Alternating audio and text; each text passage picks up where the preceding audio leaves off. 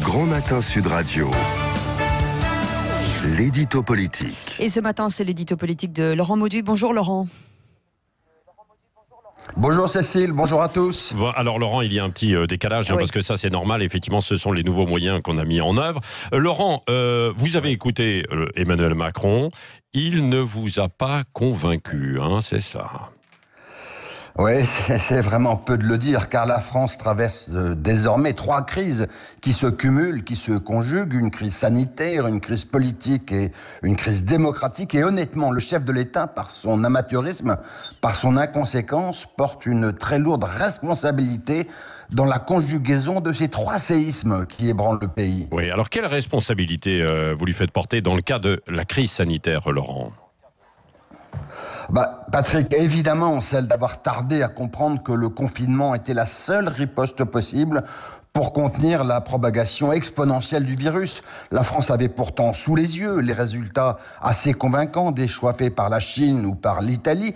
L'Élysée n'en a pas moins perdu, une bonne semaine, peut-être plus, avant de se ranger très lentement, trop lentement, à la même stratégie. Et il a fallu que le chef de l'État ait sous les yeux, la semaine dernière, des prévisions très alarmistes pour qu'il mesure l'erreur qu'il avait commise. Et même à ce moment-là, il ne décide alors que la fermeture de toutes les filières d'enseignement, de l'école jusqu'à l'université, sans toujours prendre une décision de confinement.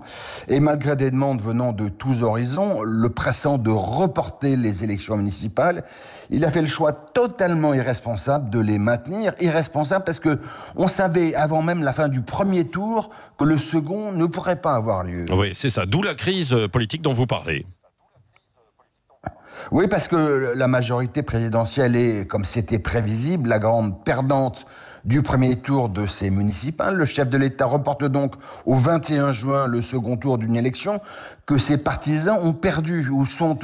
Ce n'est d'ailleurs sans doute pas un report, ce pourrait être une annulation pure et simple, puisque de l'avis de beaucoup de constitutionnalistes, un tel report peut nuire à la sincérité du scrutin et donc conduire à une annulation générale de ces élections. En clair, Emmanuel Macron prend le risque peut-être d'annuler une élection que sa majorité était en train de perdre, que son Premier ministre est en train peut-être de perdre, ce qui peut s'apparenter à un coup de force contre le suffrage universel. C'est donc pas seulement une crise politique dans laquelle nous entrons, c'est tout autant une crise démocratique. Le chef de l'État a certes cherché à le gommer, répétant sur un ton martial « Nous sommes en guerre, nous sommes en guerre ». Il faut pourtant dire les choses telles qu'elles sont, entre tartarinade et hochement de menton. Ce chef de guerre n'inspire pas franchement confiance. Oui, merci Laurent Mauduit. Vous reviendrez tout à l'heure dans le petit déjeuner de l'actualité.